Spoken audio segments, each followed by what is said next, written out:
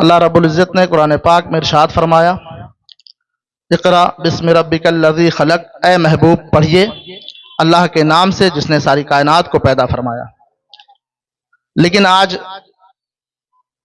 پوری دنیا میں اگر ہم نظر دوڑائیں تو یہ بڑے افسوس کی بات ہے کہ جس رب نے سب سے پہلی آیت اور سب سے پہلا لفظ جو اللہ تعالیٰ نے اپنے محبوب کے قلب اقدس پہ نازل فرمایا، اقرا پڑھیے، اور اسی محبوب کے ماننے والے اس دنیا میں سب سے زیادہ جاہل ہیں۔ یہ بڑے افسوس کی بات ہے۔ حالات ہماری نظروں کے سامنے ہیں، اور علامہ صاحب قبلہ تشریف فرما ہے، پورے ہندوستان کا دورہ کرتے ہیں، بدیسوں میں بھی رہے ہیں، ان سے بہتر حالات تو ہم نہیں جانتے، لیکن جتنا میں نے جانا ہے یہ بڑے افسوس کی بات ہے کہ نبی پاک صلی اللہ تعالی وسلم سے محبت کا دم بھرنے والی قوم، اور وہ بھی سب سے زیادہ جاہل۔ یہ سب سے افسوس پورے ہندوستان کے بارے میں بتاؤں، پوری آبادی کا صرف 3% مسلمان دینی تعلیم حاصل کرتا ہے، صرف 3% مسلمان، اور تقریباً 42% مسلمان بالکل ان پڑھ ہے، وہ کچھ نہیں جانتا۔ جو بیچ میں بچے کچھ لوگ ہیں وہ کوئی ہائی اسکول تک جاتا ہے، کوئی انٹر کالج تک جاتا ہے، کوئی کچھ اور کرتا ہے، لیکن کامیابی مائنس میں ہے جو ہم نہیں پاتے، مائنس میں ہے، ہمیں کوئی کامیابی حاصل نہیں ہوتی۔ کہیں لاکھوں میں ایک آدھ پوسٹ ہمارے حصے آتی ہے، وہ بھی بڑی مشکلوں کے ساتھ۔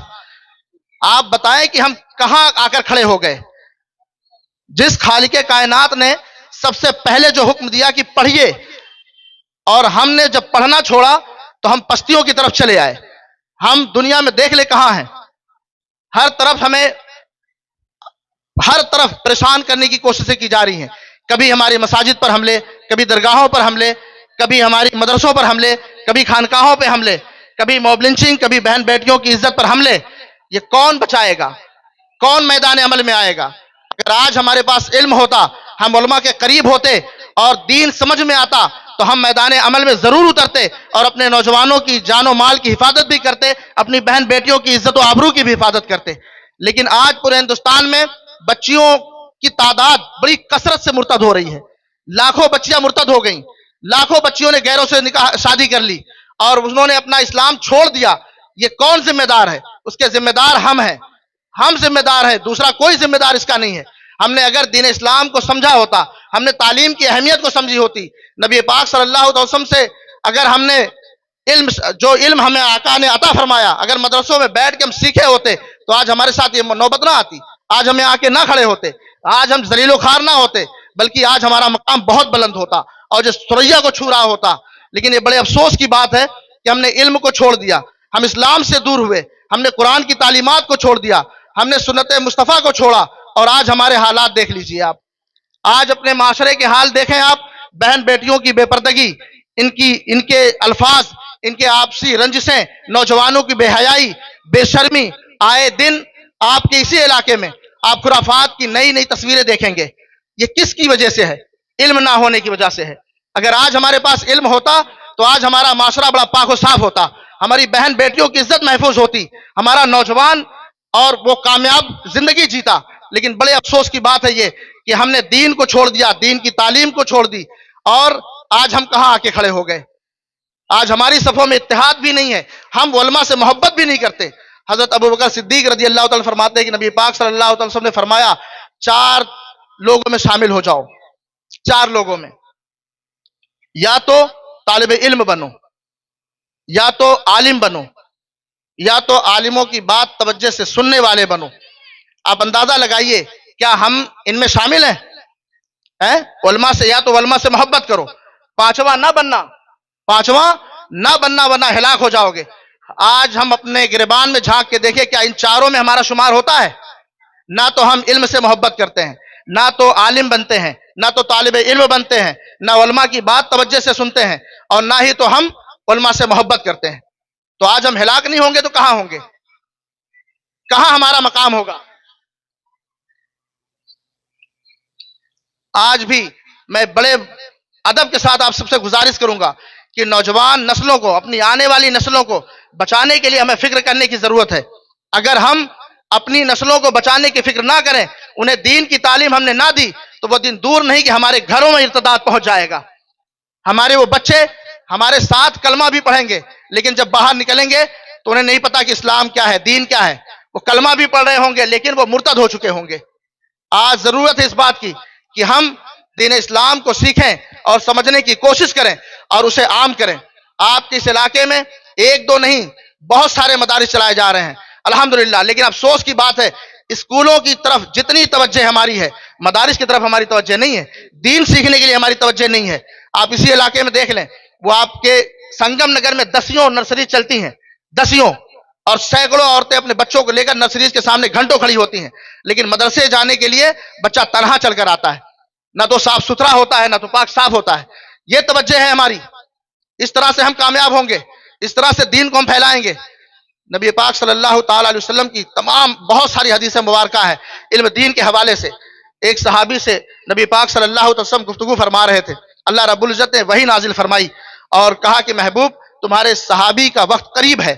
وہ عصر کا وقت تھا. نبی پاک صلی اللہ تعالی علیہ وسلم نے جب اس صحابی کو یہ بات بتائی کہ ان قریب تم دنیا سے رخصت ہو جاؤ گے، تو صحابی فرماتے ہیں یا رسول اللہ صلی اللہ تعالی علیہ وسلم، میرے لیے اس وقت سب سے بہتر عمل کیا ہے، میں کیا کروں؟ آقا کریم صلی اللہ تعالی علیہ وسلم فرماتے ہیں علم دین سیکھو. آقا کیا فرماتے ہیں؟ علم دین سیکھو. اور وہ اس میں مشغول ہو گئے اور مغرب کے وقت آپ کا انتقال ہو گیا. اس حدیث پاک سے اندازہ لگائیے علم دین سیکھنے کی فضیلت کیا ہے. دوسرا بھی کوئی عمل آقا بتاتے، لیکن علم دین سیکھنے کے لیے کس کو؟ جس کا آخری وقت ہے، بالکل قریب کہ اب اسے موت آ جائے، اسے آقا فرما رہے علم دین سیکھو. لیکن آج ہم ہٹے کٹے طاقتور ہیں، پیسہ کمانے میں، دنیا کمانے میں اس طرح مشغول ہیں، نہ تو اپنے ایمان کی فکر ہے نہ اپنے بچوں کی ایمان کی فکر ہے.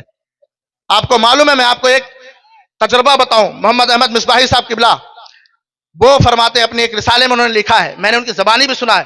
آپ فرماتے ہیں نرسریز کا جو سسٹم ہے نا، یہ جو کے جی ایس کے جی وغیرہ جو چلتا ہے، یہ آپ عیسائی ملکوں میں نہیں پائیں گے.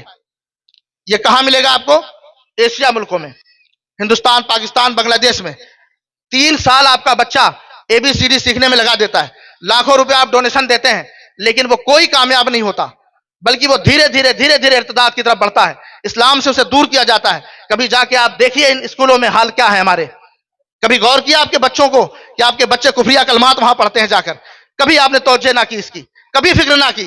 جب وہ بچہ اسی حالت میں بڑا ہوگا تو کیا وہ مسلمان رہ جائے گا؟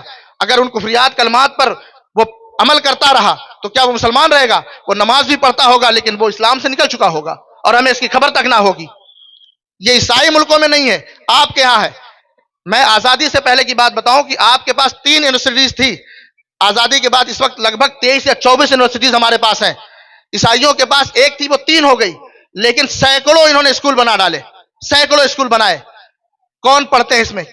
کون لوگ پڑھتے ہیں؟ ہمارے بچے پڑھتے ہیں جو دین سے پھرتے چلے جاتے ہیں. آج بھی وقت ہے. آپ کے علاقے میں، پورے ہندوستان میں مدارس کی کمی نہیں ہے، بس ہمیں یہ سمجھنے کی ضرورت ہے کہ دین سیکھنا ہمارے لیے کتنا ضروری ہے. طالب العلم فریضۃ علی کل مسلم، تمام مسلمانوں پر علم دین سیکھنا فرض ہے. آپ اس فرضیت کا انکار نہیں کر سکتے. اگر آپ کے سامنے یہ حدیث پاک ہے تو آپ کو سمجھنے کی ضرورت ہے کہ علم دین سیکھنا ہمارے لیے کتنا ضروری ہے. آج بھی وقت ہے، خود بھی اصلاح اپنی کریے، اپنے بچوں کو بھی مدارس اسلامیہ میں ڈالیے تاکہ وہ دین سیکھیں اور آنے والی نسلوں میں وہ منتقل کر سکیں، تاکہ وہ خود بھی ارتداد سے بچے اور اپنی آنے والی نسلوں کو بھی بچا سکیں. اور ایک بات یاد رکھیے، آپ اپنے بچے کو صرف ایک بچہ سمجھ کر نہ پالیے. میں بار بار اپنے درسوں میں یہ کہتا ہوں کہ اپنے بچے کو صرف ایک بچہ نہیں بلکہ آنے والی نسلوں کا باپ سمجھ کر پالیے تو انشاءاللہ تعالیٰ وہ بہتر بنے گا. آنے والی نسلوں کا باپ ہے وہ، تو اس کی تربیت اس حال میں کریے. آپ علماء کے قریب کریے، خود بھی بیٹھیے، خود بچوں کو بھی عالم کے قریب کریے، مدارس اسلامیہ میں ڈالیے تاکہ وہ دین سیکھ کر. اور ایک بات اور بھی بتاؤں، نبی پاک صلی اللہ علیہ وسلم فرماتے ہیں کہ کوئی بندہ صرف علم دین اس لیے سیکھ رہا ہو، صرف اس لیے سیکھ رہا ہو کہ وہ اسلام کو بلندی پر لے جائے گا، اسلام کو بلندی پر لے جائے گا، سربلند کرے گا اپنے علم کے ذریعے، اور اسی حال میں وہ انتقال کر جائے تو آقا فرماتے ہیں کہ وہ انبیاء کے ساتھ ہوگا ایک درجے میں. آپ اندازہ لگائیے یہ کس کا مقام ہے؟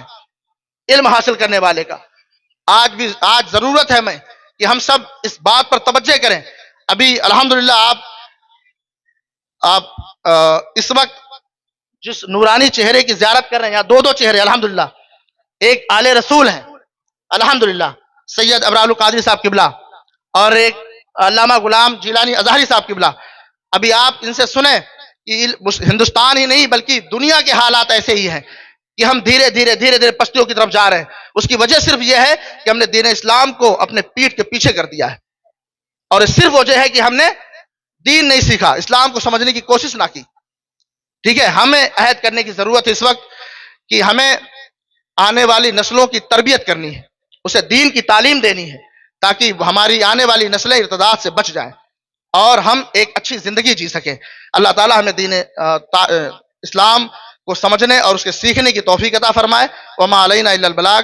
السلام علیکم ورحمۃ اللہ تعالیٰ وبرکاتہ. استغفر اللہ ربی من کل